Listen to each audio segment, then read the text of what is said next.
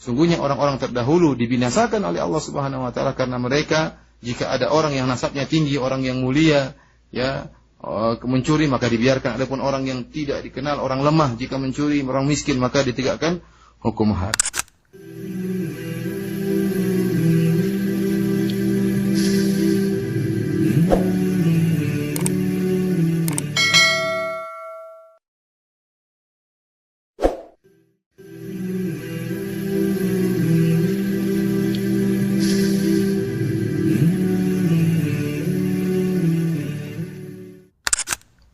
قال وعنها أي أم المؤمنين عائشة رضي الله عنها أن قريشا أهمهم شأن المرأة المخزومية التي سرقت، فقالوا من يكلم فيها رسول الله صلى الله عليه وسلم؟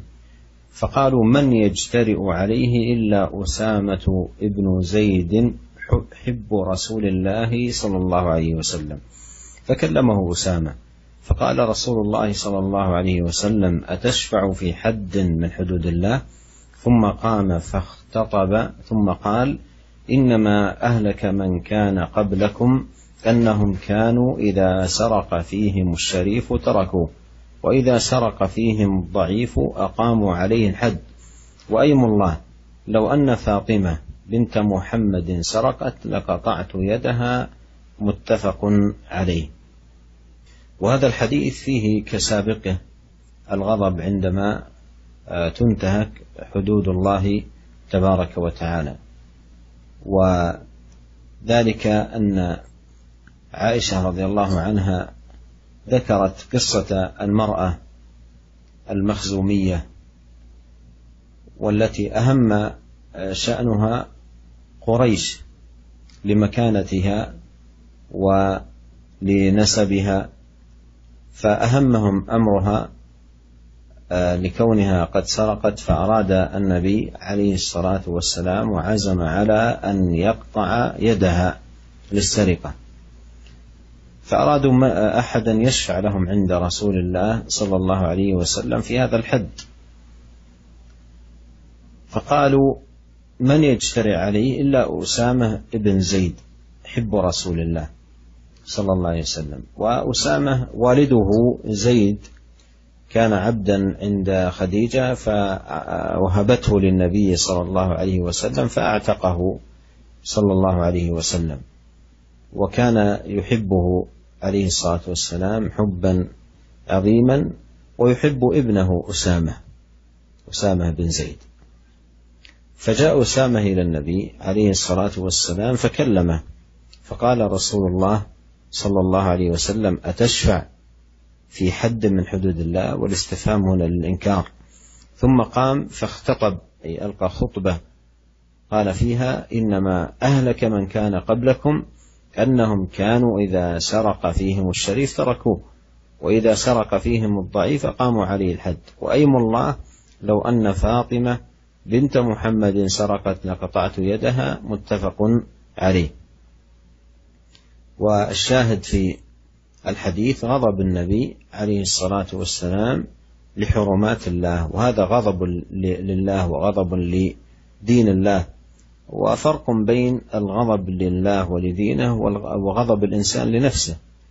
فغضب الإنسان لنفسه هذا جاء فيه النهي عن النبي صلى الله عليه وسلم، قال لا تغضب. وأما الغضب لله ولدينه فهذا مأمور به، انتصار لدين الله تبارك وتعالى. Kemudian Al-Imam Nawawi rahimahullah membawakan hadis dari Aisyah radhiyallahu taala anha. Beliau mengatakan bahwasanya orang-orang Quraisy menggelisahkan, mereka gelisah tentang perkara seorang wanita dari Makhzumiyah yang telah mencuri. Kemudian mereka berkata, orang-orang Quraisy berkata, "Man yukallimu fiha Rasulullah sallallahu alaihi wasallam?" Siapakah yang bisa berbicara kepada Nabi sallallahu alaihi wasallam tentang perkara wanita Makhzumiyah yang telah mencuri tadi?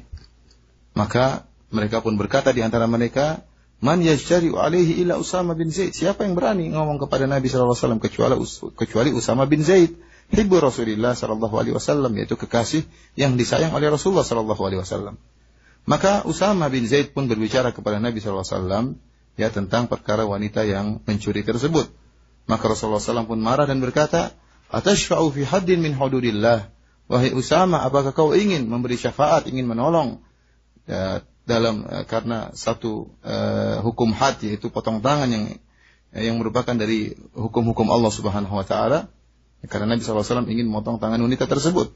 Kemudian Nabi SAW berdiri, kemudian berkhutbah dan berkata, "Innama ahlaka man kana qablakum annahum kanu idza saraqa fihim syarif tarakuh."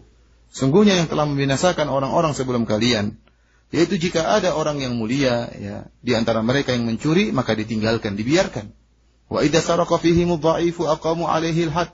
Dan jika ada di antara mereka orang lemah, orang miskin yang kemudian mencuri, ya, maka ditegakkan hukum had.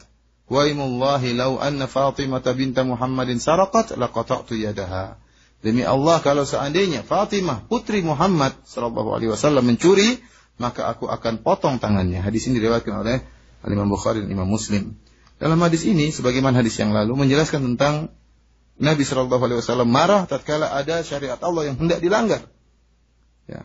Aisyah radhiyallahu taala anha menceritakan tentang kisah seorang wanita Makhzumiyah yang memiliki nasab yang mulia dari kalangan Quraisy, yang wanita ini mencuri dan akhirnya ingin dipotong tangannya oleh Rasulullah sallallahu alaihi wasallam, sehingga hal ini menggelisahkan orang-orang Quraisy. Kenapa? Karena kedudukan wanita tersebut, nasabnya yang tinggi, ya, sehingga bagaimana ditegakkan hukum had kepada wanita seperti ini. Oleh karenanya mereka berusaha untuk menolong wanita ini atau meringankan hukumannya. Maka mereka mengatakan, siapa yang berani berbicara kepada Nabi tentang hal ini?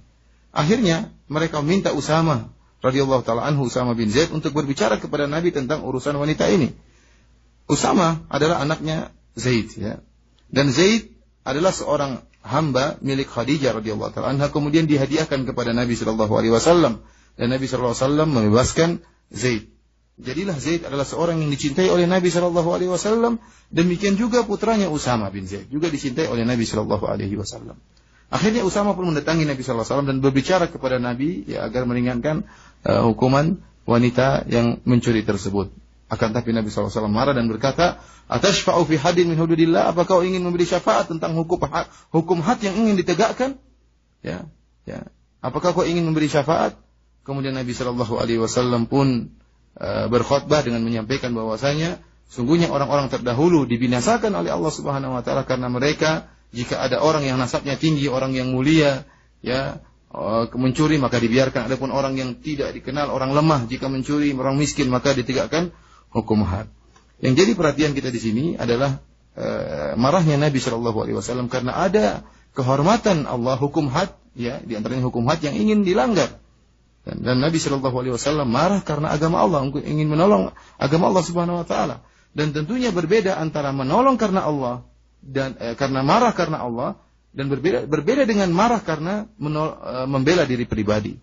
Adapun seorang marah karena pribadinya, maka telah ada larangan marah karena hal ini. Sebagaimana sabda Nabi SAW, "La taghdab," jangan kau marah. Akan tetapi marah karena Allah dan bela agama Allah, maka ini dianjurkan dalam syariat Islam.